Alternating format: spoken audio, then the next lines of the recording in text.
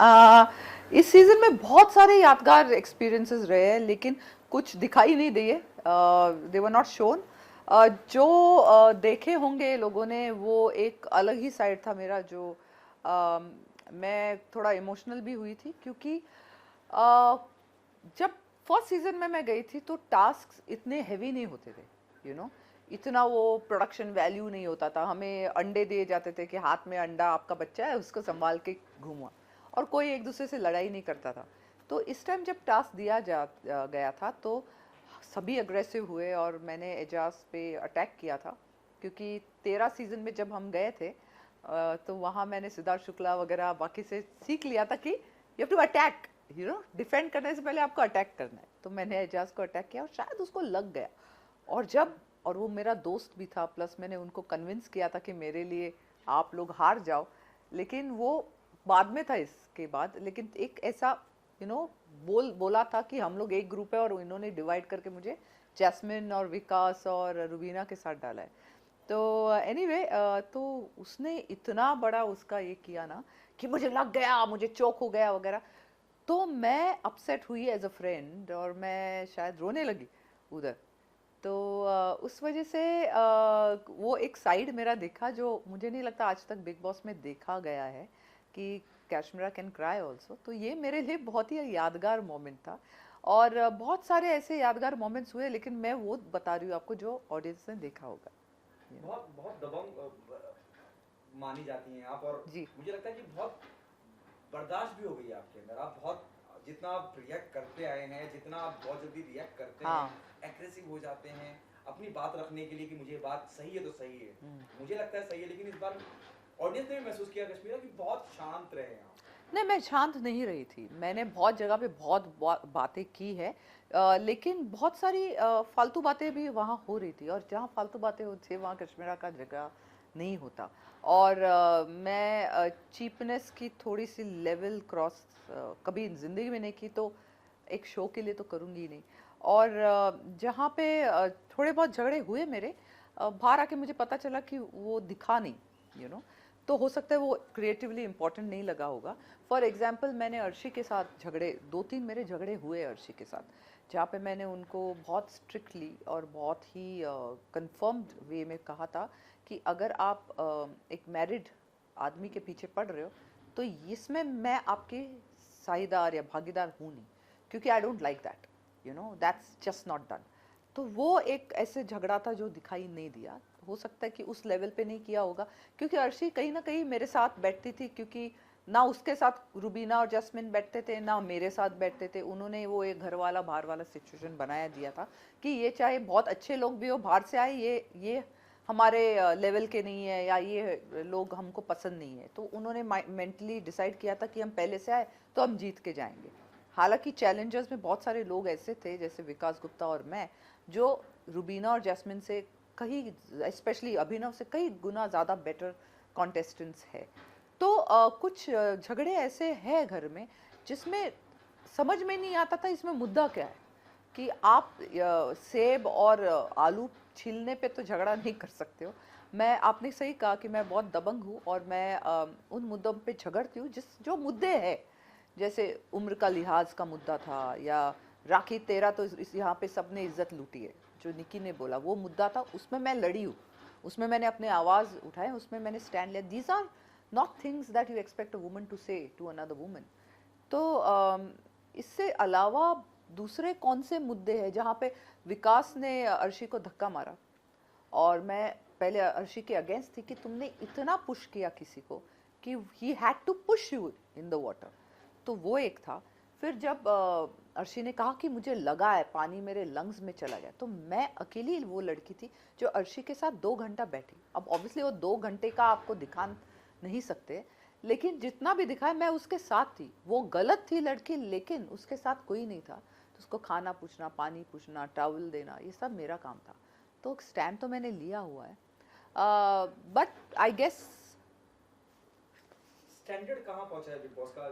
जो जैसे जैसे हम सबको पता है, 3 वक्त आप गई हैं वहाँ पे, आप क्या मानती हैं, क्या बदलाव देखती हैं बिग बॉस में? आपने स्टैंडर्ड पूछा, मेरी औकात नहीं कि मैं बिग बॉस जैसे बड़े शो के स्टैंडर्ड के बारे में बात करूं। आप कोई दूसरा सवाल पूछिए। फिर भी क्या बदलाव आप देखती हैं कि कहाँ कितना इम्प्रूवमेंट हुआ है और कहाँ आपको लगता है कि यहाँ लैग कर रहे हैं? हाँ, इम्प्रूवमेंट बहुत हुआ है। हर सीज़न बेटर होता गया है। कुछ सीज़न इतने चले नहीं क्योंकि कॉन्टेस्टेंट्स इतने अच्छे नहीं थे। अब 13 सीज़न बहुत अच्छा चला क्योंकि उसमें कॉन्टेस्टेंट्स अच्छे थे, जेन्यून रिलेशनशिप्स थे। अब इस सीज़न में अगर आप देखते हो तो बहुत से रिलेशनशिप ऑलरेडी बन के अंदर गए, तो उनको वैसे ही अनफेयर एडवांटेज है ही। कोई हस्बैंड वाइफ एक दूसरे के अगेंस्ट वोट करेंगे नहीं, कोई बॉयफ्रेंड गर्लफ्रेंड एक दूसरे के अगेंस्ट वोट करेंगे नहीं। तो मीन्स आप ऑलरेडी 4 लोगों को ऐसे भेजते हो जो ऑलरेडी कपल है, तो बाकी जो 100 लोग हैं उनकी क्या गलती है, उनको भी भेजो किसी के साथ। तो then make it a couple show ना, कि सभी जो 12 कॉन्टेस्टेंट है उसमें 6 कपल्स है, फिर देखा जाएगा। This is what I believe. अभी तो बिग बॉस का मुझे ऐसा लगता है कि जैसे रिवॉल्विंग डोर पॉलिसी है, और कोई भी आता है कोई भी जा रहा है, लेकिन हो सकता है कि creatively they will improve the show. अब मुझे पता है कि विकास गया तो ही definitely will add something to the show. आपको क्या लगता है कि कौन इस बिग बॉस विनर का दावेदार आपको नजर आता है कि इसमें वो पोटेंशियल है? और पुराने लोगों में से कोई नहीं, एक में भी हिम्मत नहीं है कि वो खड़े रहकर बोले कि ये गलत है ये सही है। जैसे जैस्मिन को मैंने बहुत बार सुना है, मेरे साथ भी उसने यही किया। वो बोलती है ऐसे दिखा कि इन लोगों से बात मत करना, तो बोलते किन लोगों की बात कर रहे हो, मैं तुम्हारा नाम नहीं लिया। मैंने कहा, तुम तो नाम किसी का भी नहीं लेते हो, बट जब तुम पॉइंट आउट करते हो तो किससे बात कर रहे हो, दीवार से बात कर रहे हो क्या? तो मुझे नहीं लगता Rubina, Jasmin, any of these people are worthy of a win. अगर किसी को जीतना चाहिए अभी के सिचुएशन में, तो या तो वो राहुल वैद्य होना चाहिए या तो फिर विकास गुप्ता।